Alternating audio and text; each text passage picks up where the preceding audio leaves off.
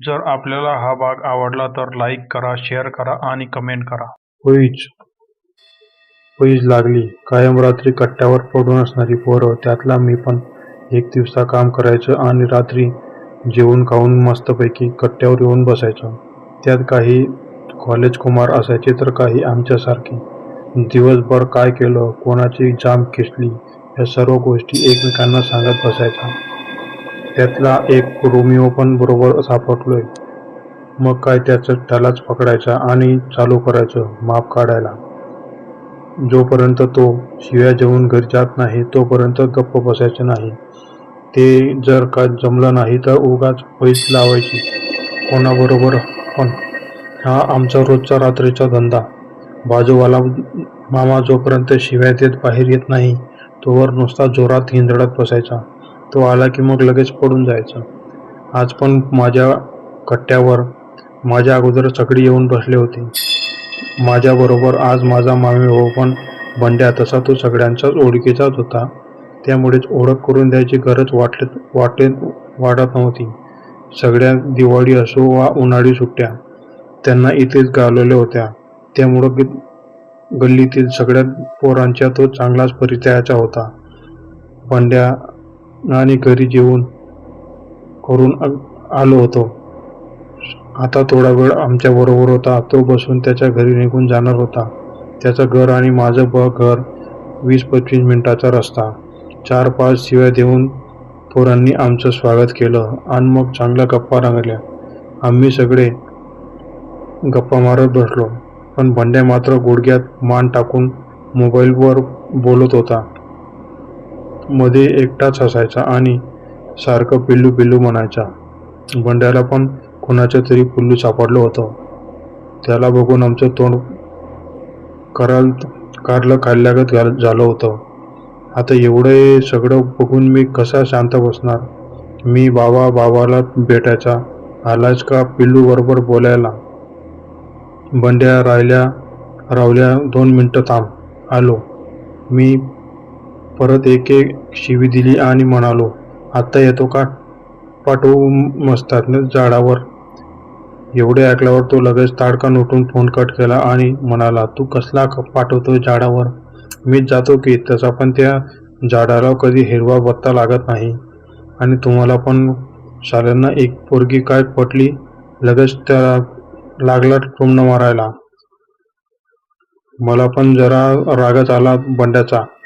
मी एवढी हिंमत आहे तर काय, चल बघू झाडाला 2 वेळ काढून दाखव की बघू. बंड्या पण चांगलाच भेटला. 2 काय 4 वेळ मारतो. एवढे येड घातल्यावर म्हणून पिलू संग बोलतोय. तुझ्यात हिंमत नाही म्हणून बसलाय कट्ट्यावर. माझा पारा जास्तच चढला. चल मग तर लाव पैज. जर का तू त्या झाडाला 4 येड मारलास तर ही सगळी पोरं आज डाव्यावर, ते पण माझ्या पैशानं. आणि तर तू नाही वेळ मारलास तर तू डाव्यावर न्यायचंच. मला वाटलं तो माघार घेईल, पण झालं उलटच.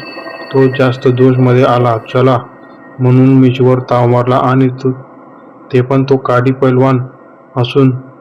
बाजूला बसलेली पोरं म्हणू लागली, कशाला विषयाची परीक्षा घेताय यार, गप्प बसा.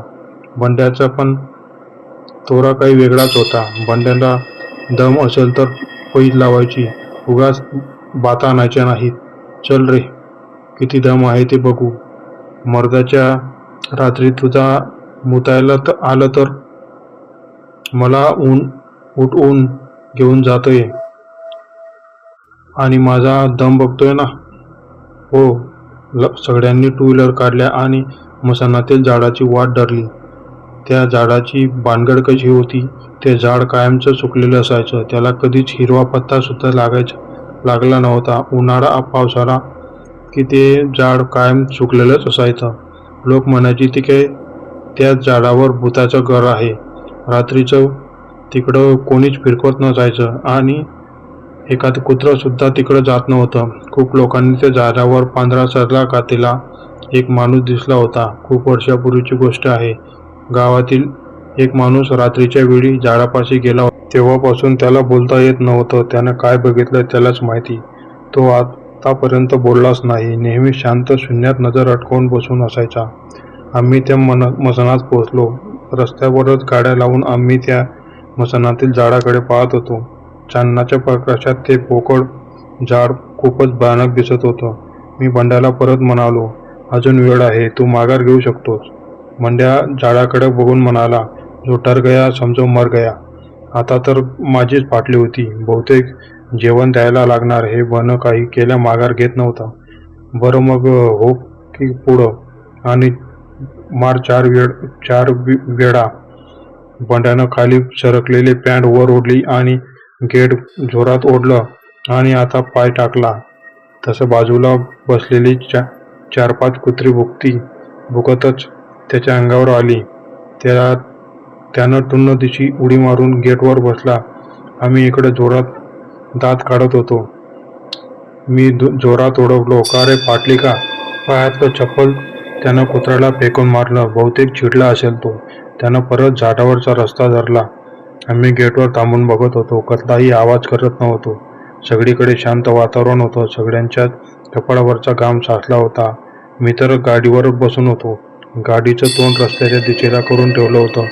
जरा काही झालं तर लगेच किक मारायची आणि तयारीतच असायचो. बंड्या झाडासमोर थांबला होता. तो एकटक झाडाकडे बघत होता. कुठेतरी हळूच रातकिडे ओरडत होती. गेटवर थांबलेली ती 4 कुत्री पण आता मागे सरकत होती. मनात शंकेची पाल चुकली. मला जरा भीतीच वाटू लागली. मी परत बंड्याला हाक मारली, पैज कॅन्सल, तू ये परत. हवं तर मी देतो जेवण, पण तू ये परत. उगाच पैज लानत मागात पडायला नको. बंड्यानं माझ्याकडे पाहून हसला आणि तो काहीच बोलला नाही.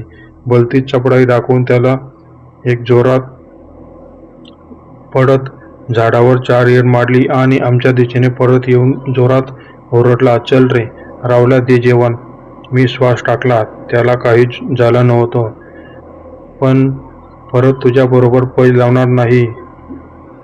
चल, देतो जेवण. तू सुखरूप परत आला हेच बस. तुला काय झालं असतं तर सगळ्या घरदारांच्या शिव्या काढल्या असत्या मी. गाड्यांत काढून आम्ही तडक डाब्यावर गेलो. का बंड्या पण आज चांगलाच खुशीत होता. मिशीवर ताव मारत होता. अशी जिरवली रावल्या. होय बाबा, जिरवली. जेव आता गप्प. माझं तोंड तर एवढं वाईट झालं होतं. त्याला आता खिशाला पण चांगलाच खार लागला होता. दोस्त लोक पण एवढी नालायक होती की सरळ सरळ मटण थाळीची ऑर्डर सोडली. मारी माझा इकडे जीव जातोय पैसे गेले म्हणून, पण हे लोक तर बकासूरच मटण खात होती. ते वेटरला तर घाम फुटला होता रोट्या देऊन. बंड्या तर मिशीवर ताव मारून मारून मटण खात होता. मनातल्या मनात म्हटलं, परत कधी तू सापडशीलच तर मिशीच कापतो तुझी. जेवण आटोपलं. वेळ खूप झाला होता. चला लवकर. घरातून फोन यायच्या अगोदर सगळ्यांनी गाड्या काढल्या. मी बंड्याला म्हणालो, हळू जात बाबा, परत मसनातल्या रस्त्यावरून जायचं आहे तुला. लई काळजी करू नको. त्या झाडावरच्या भुताला पण मी भारी पडलोय. मी त्याच बोलणं ऐकल्यावर सरळ घराकडे सुटलो. घरात येऊन सगळेजण झोपी गेले. सकाळी बाहेर 7च्या डोक्याला माझा फोन वाजला. हॅलो, कोण? मामाचा फोन होता. काल कुठे गेला होता रे? मी का? मामा, काय झालं? मामा काल रात्रीपासून बंडा आजारी पडला आहे. आता तर काय वेगवेगळं बडबडायला लागलाय. आलो थांब म्हणून मी फोन कट केला. 15 मिनिटातच मी बंड्याजवळ होतो. बंड्या काठावर पडून नुसता लोळत होता. काय तर बडबड करत होता. मला घामच फुटला. मामानं दरडावून विचारलं, कुठे गेलो होता रात्री? मी अडकडत रात्रीचा सगळा कारनामा सांगितला. तिकडून मामी शिव्या देत आली. कारण बंड्याला भूतानं चपाटलं होतं. बंड्याला लगेच मारुती मंदिरात घेऊन गेलो. बंड्या काही केल्या पायऱ्या चढत नव्हता. शेवटी त्याला उचलून मंदिरात फेकला. तसा तो जोरात ओरडून रोडू लागला.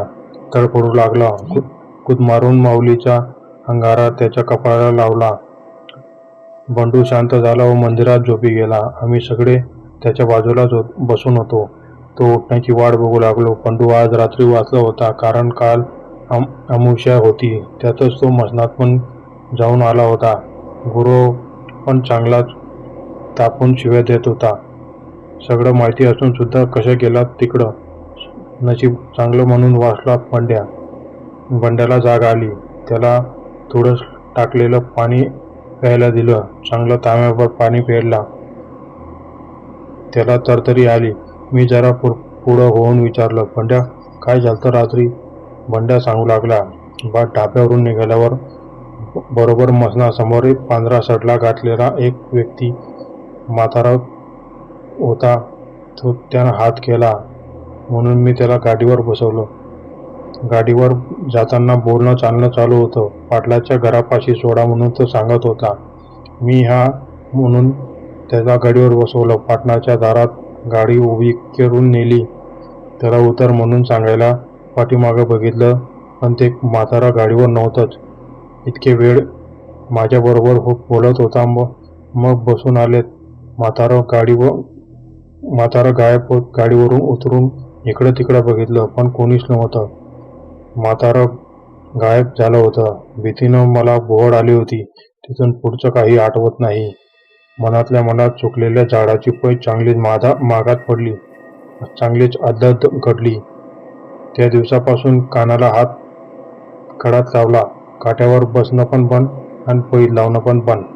जर आपल्याला हा भाग आवडला तर लाईक करा, शेअर करा आणि कमेंट करा.